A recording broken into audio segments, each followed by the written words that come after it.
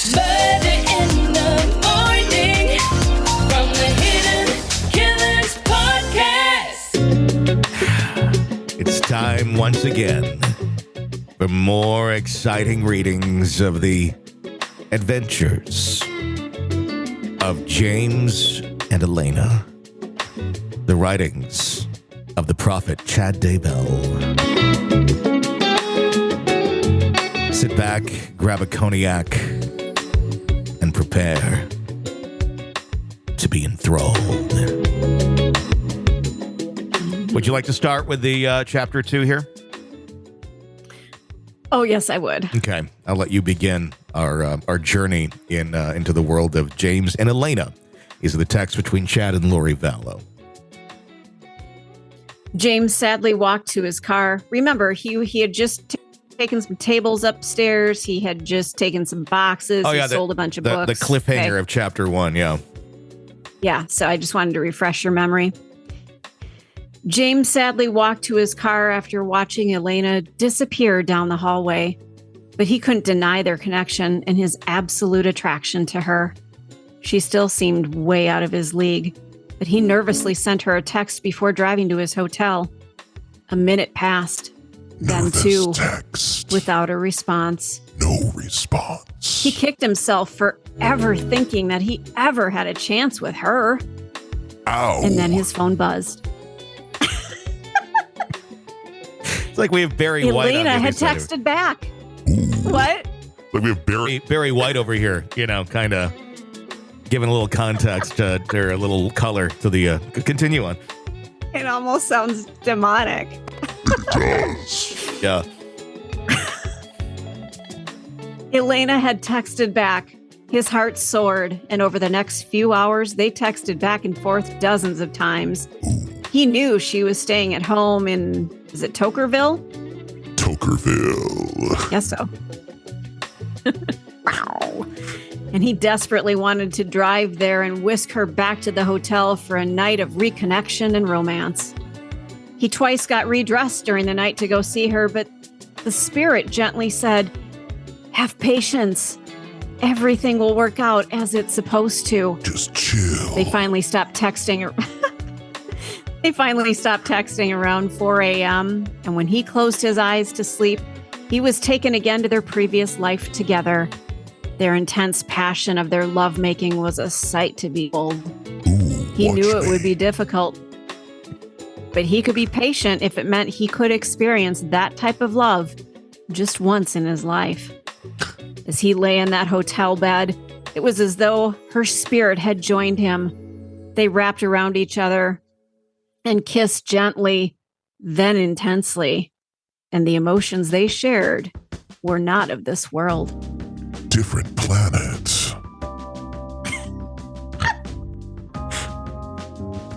Want to see if I can make this Okay. not quite as, here we go. Let's do this. Yeah, take it More down a satanic. notch. Here we go. How about that?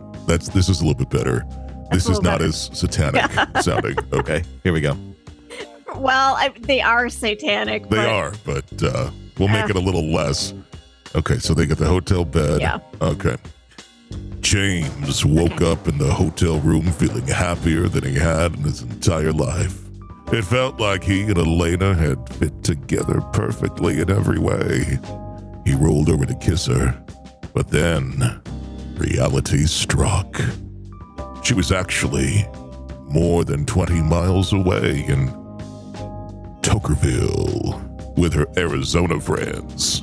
He texted her, and she quickly responded. He deeply regretted not going to be with her right the night before.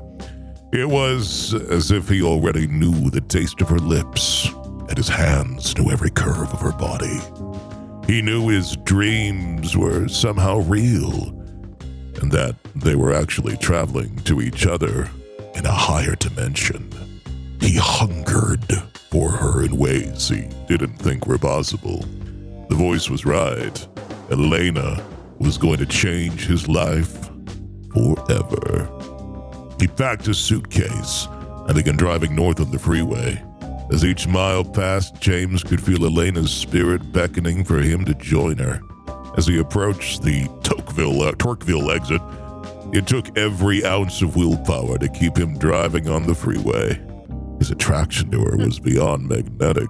He felt their souls were two halves of an eternal union. Tears filled his eyes as he passed the freeway exit. He desperately yearned to embrace her and tell her he deeply loved her, as crazy as that sounded. But he knew he'd be seeing her 3 weeks later at a conference in Arizona. It seemed like an eternity away, but he sensed it would be a very significant weekend for them.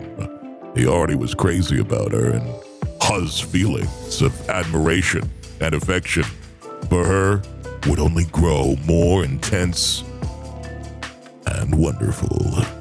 During his long drive home, James was able to text back and forth with Elena, and it was clear they were extremely compatible and shared the same interests.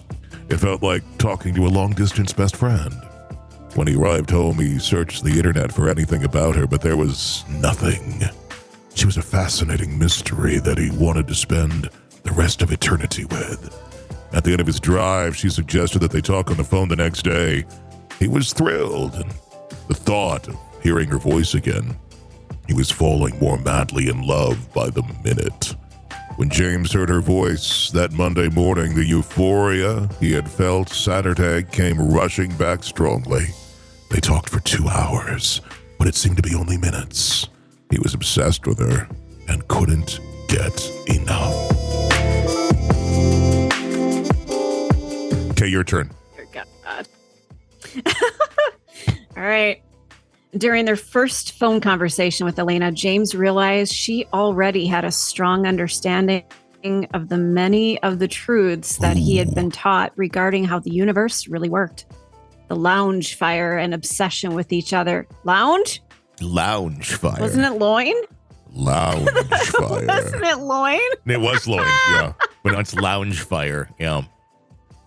God. All right, let me start that one over. The lounge fire and obsession with each other had no real explanation unless they truly had a spiritual connection before this life. He was able to help clarify many of the promptings and impressions that she had felt in recent years.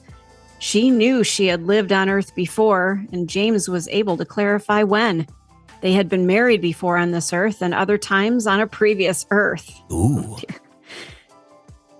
Their love truly spanned the universe in eons of time. He says, knew the Lord. I'm assuming they knew the Lord. Had brought them together again for a crucial mission that only they could accomplish as a united couple. During the next week, they spoke every day for at least an hour, but often longer. They hungered to know everything about each other. This was a new experience for James to open up and share the true feelings of his heart. But he knew he could trust her completely. The bond between them was intense, and only the vast distance between them kept their passion for each other from roaring into a blazing inferno. Inferno, baby. She quickly became his best friend, or better said, two best friends had reunited, and their prior love was now ignited again. Wonderful, heavenly way. As November began, James and Elena had talked on the phone every day since last seeing each other. He was extremely impressed with her intelligence, personality, and subtle humor that made him laugh more than he had in his lifetime. Which lifetime, dude? Be more specific. She was a complete delight to talk to, and the highlight of his day was when he could hear her magical voice. It was so familiar to him, and it actually healed and soothed his heart and soul. Heart and soul. You want me to continue? Please. Okay. They would both attend the same event in mid-November, and it seemed like that day would never arrive. Each day they opened their hearts to each other like a little more. James knew he could trust her with the mysteries of the universe that had been revealed to him. He knew they had been married before, but they had been close friends with the Savior when he lived in Jerusalem. James had served in an important position in the Lord's church. He was their accountant and worked in the back. Oh, no, that's not part of it. And Elena had been his beloved spouse and best friend. That relationship was now meant to continue in this lifetime. In Jerusalem, James and Elena had enjoyed tremendous intimacy. Their physical desire for each other was unmatched, and they were fortunate that they could be alone morning, noon, and night, and they seized every chance to passionately express their love to each other. They simply could not get enough, even after many years of marriage. Everyone knew they were crazy about each other, and they were a wonderful example of how spouses should cleave together in love and unity. James had visions of how they would happily and joyfully pleasure each other in this office. They had two favorite positions that particularly bonded them together. Nothing meant more to James than holding Elena in his arms and unifying their bodies in perfect synchronization.